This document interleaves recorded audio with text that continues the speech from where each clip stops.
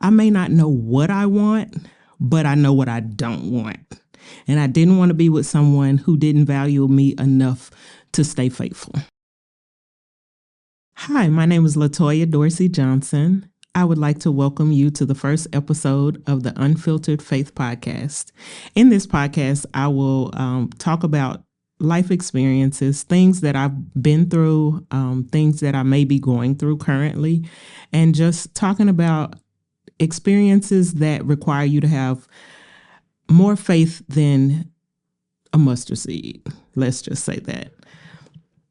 So I am a wife. I have been married it'll be 7 years this year in April. I'm also a mother. My son is going to be 19 on tomorrow.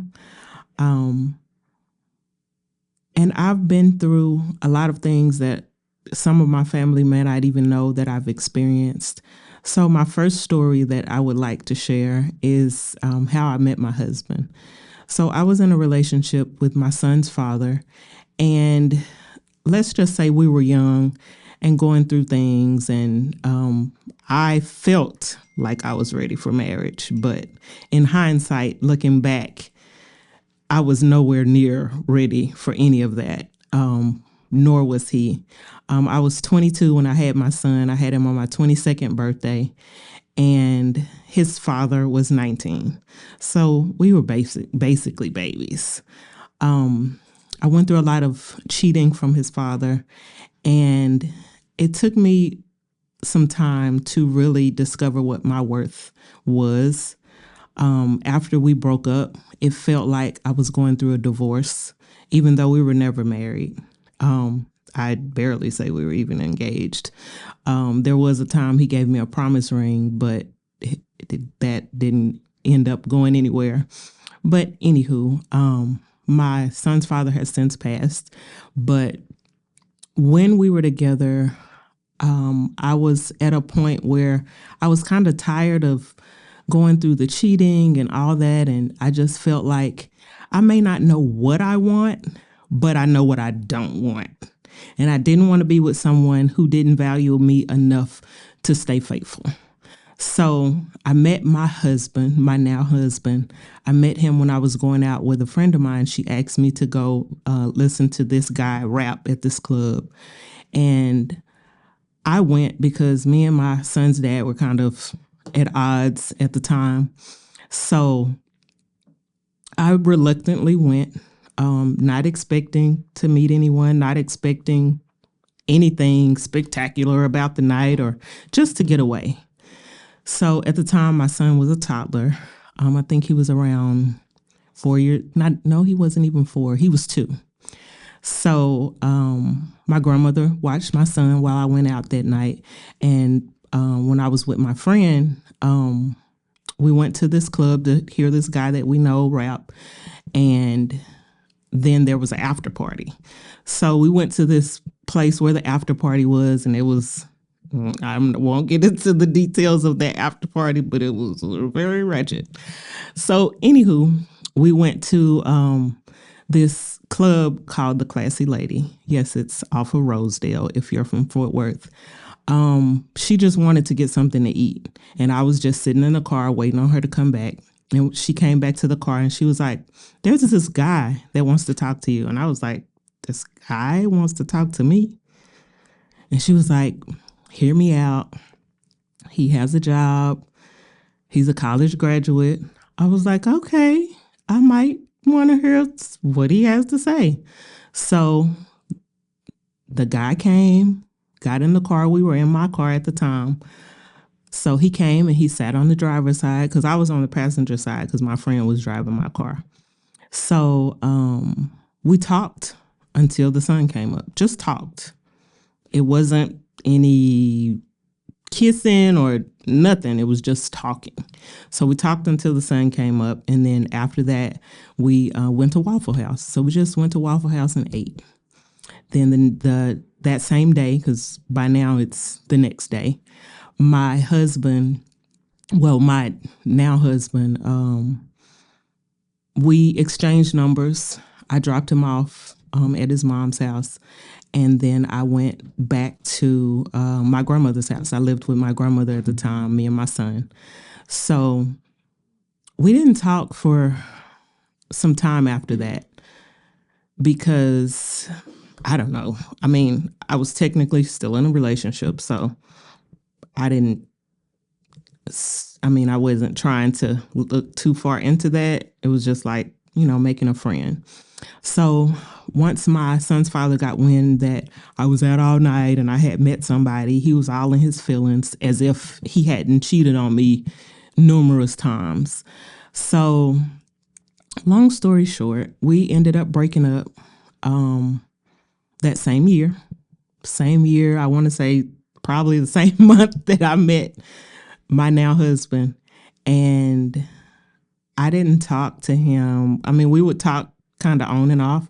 But after that encounter, when we first met, I didn't even remember what he looked like. It was kind of odd because I was like, I know we had good conversation, but I don't even know what he looks like. I don't know if he looks good. I don't know if he's ugly. What if he's not that attractive? So some time passed. By then, me and my son's father had parted ways.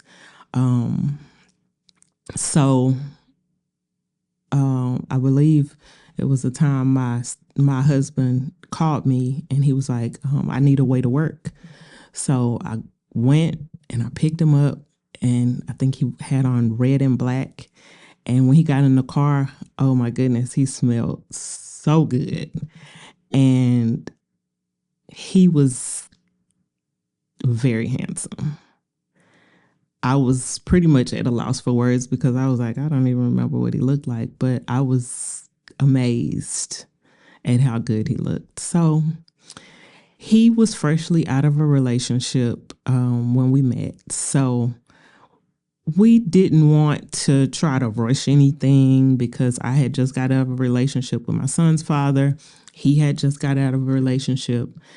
He had just finished college. So we just remained friends. We would occasionally go on dates. Pretty much remained friends. We were friends for 2 years. Actually got in a relationship. So the way we ended up getting in a relationship is I found myself in a place where I didn't know really what I wanted, but I knew what I didn't want. And my son's father was trying to get me back, and I was just over the lies and the manipulation. I was just over all of it. And I was like, okay, God, I know what I'm getting on this side if I decide to stay with my son's father. But on this side, I really don't know what to expect.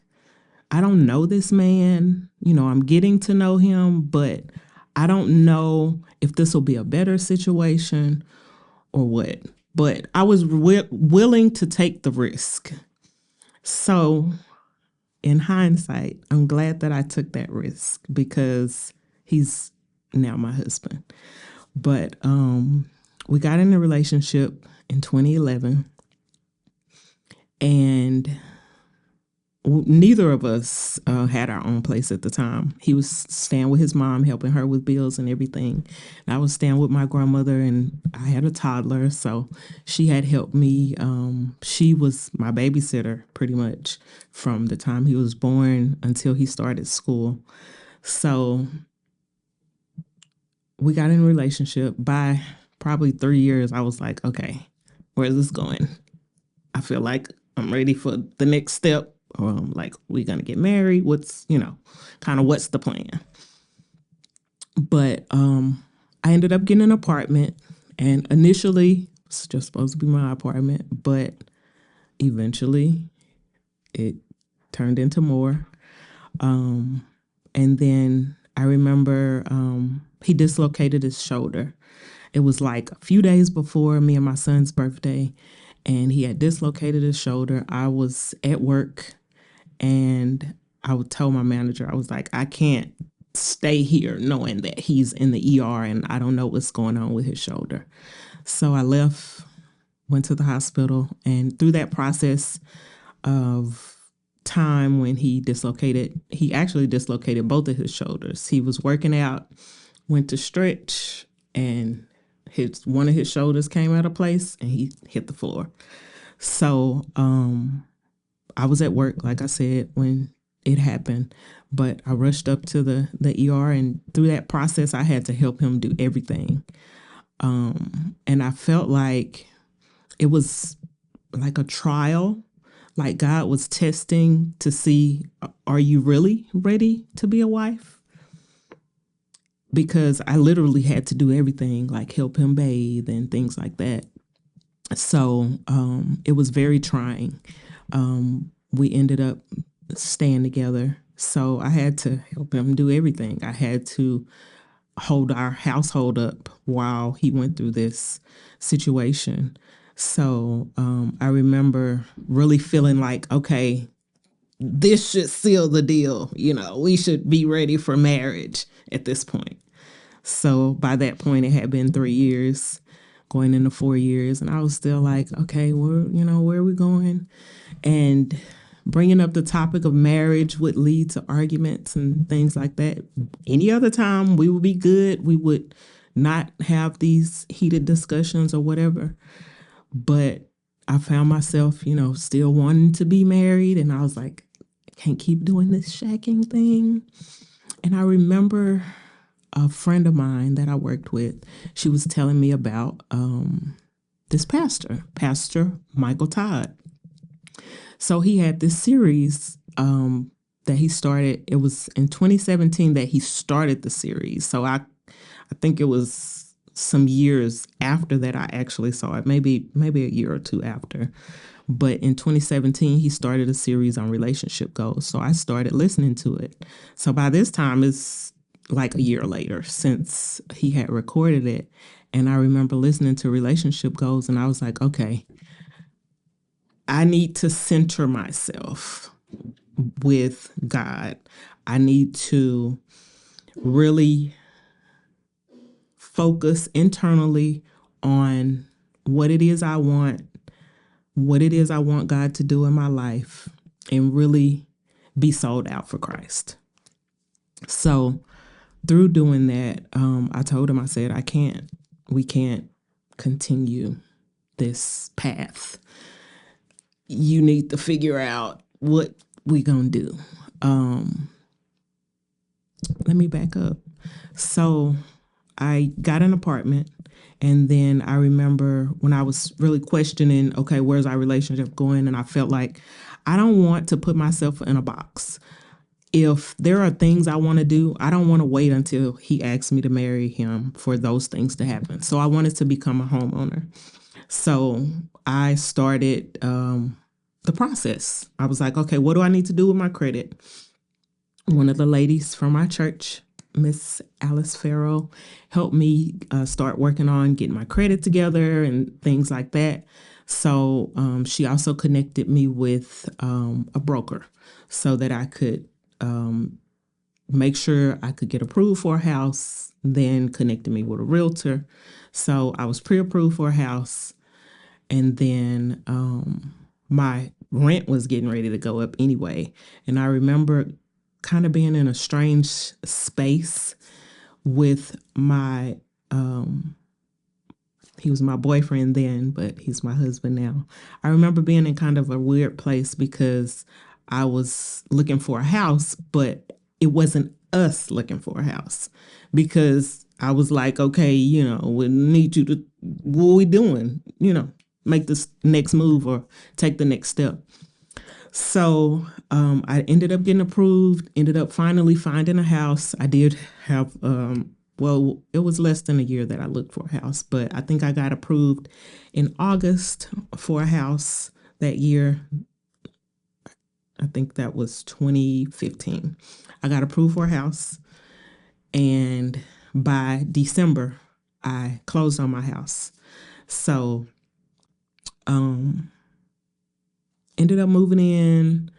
I was like, I'm going to do this, I'm not going to do this whole shacking stuff again. So we were really kind of in a weird space. Didn't want to take back steps, But at the same time, I didn't want to continue forward without being married. So I eventually gave in. And then that brings me back to when I started watching Relationship Goals. So I was like, I can't do the whole shacking and fornicating stuff anymore. So I was like, okay, God, I give up. It's in your hands. If it's meant for me, you'll work it out. So I remember going to Bible study one Wednesday, and my pastor, Bishop Sherman Allen, the best pastor, he told us to pray for our neighbor and tell our neighbor what we wanted them to pray for. So I was holding hands with Elder Michelle Dean, and I told her, I just said, pray for my relationship. I didn't give her details. I didn't say whatever. I didn't describe what was going on, any of that. I just trusted and believed that whatever she prayed for, it was going to happen. So after church, he called me and he was like, I need you to go to Walmart and buy some carrots and peas. I was like, carrots and peas? It's like 9:00 at night. Why do I need to buy some carrots and peas? So me and my son had went to Bible study that night. So we were both in the car together. So I bought the carrots and peas, and then I went home. And when I pulled up in my driveway, on the garage, it said, be my queen. And there was this red carpet rolled out, and there was music playing, and I was in awe. It was like I knew what was happening, but I didn't know what was happening.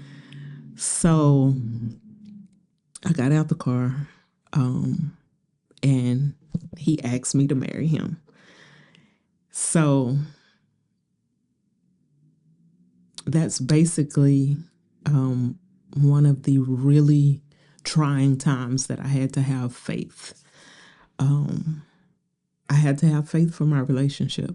I had to have faith that what I wanted would line up. And very strategic. It trips me out how strategic God can be. So through that process, I know that God was being very strategic. And I remember when he asked me, when do you want to get married? I was like, at this point, we've been together 7 years. Listen, we get married in 4 months. I don't know how we gonna make it happen, but we're gonna make it happen. So we ended up getting married in April of 2019. And it's been one of the best decisions that I've made in my life. So looking back at that time when I wasn't sure if I wanted to be back with my son's father or if I wanted to give my husband a try, I'm glad that I chose the latter and that I gave my husband the opportunity to first be my boyfriend. And he proved himself there. He's been the best father to our son. Another reason I'll say God has been strategic is because my son's father passed in 2021. So I couldn't imagine walking this journey without him and raising my son without having him have a father figure. So though it was a loss, my son still gets to have a father. And I'm grateful for that.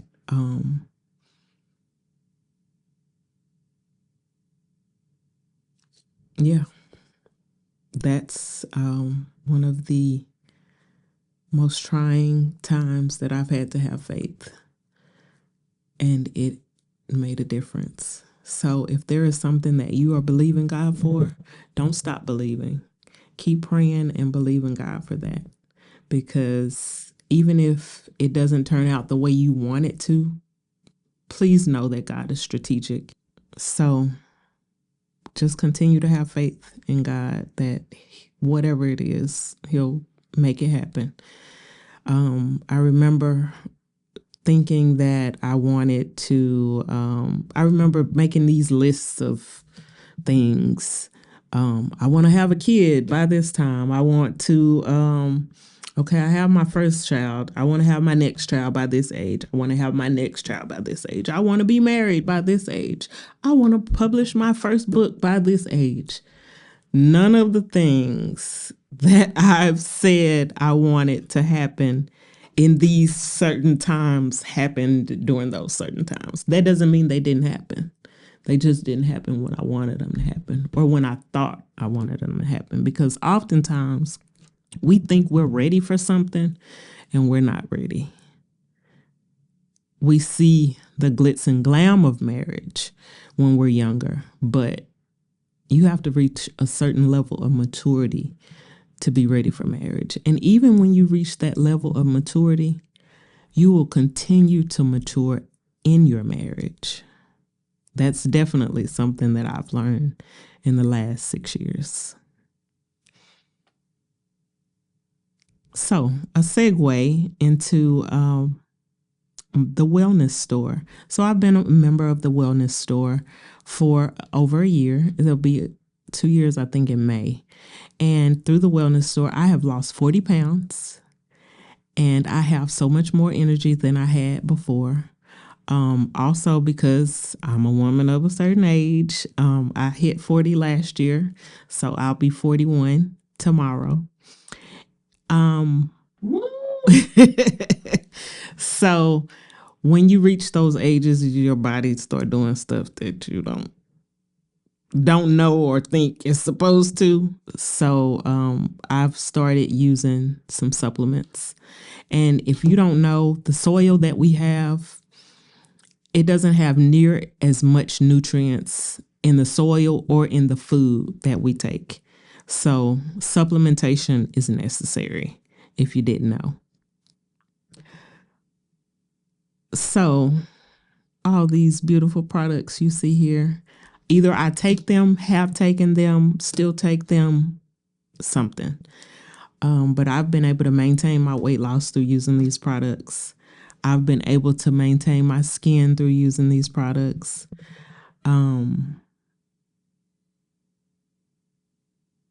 They help with mood. So this is one of them. Luminex helps with mood support. So one of the things about perimenopause or menopause is women become very moody. Like everything under the sun gets on your nerves. So if you have not found something, this has to be the end all be all for mood support. This stuff works. There are times that I still have to check myself if I feel like I'm going too far off the deep end, but most times this right here helps keep me in check and keep me from going off on somebody because my mood is went off kilter, as they say. So I would like to thank you for tuning in to my first episode of the Unfiltered Faith podcast.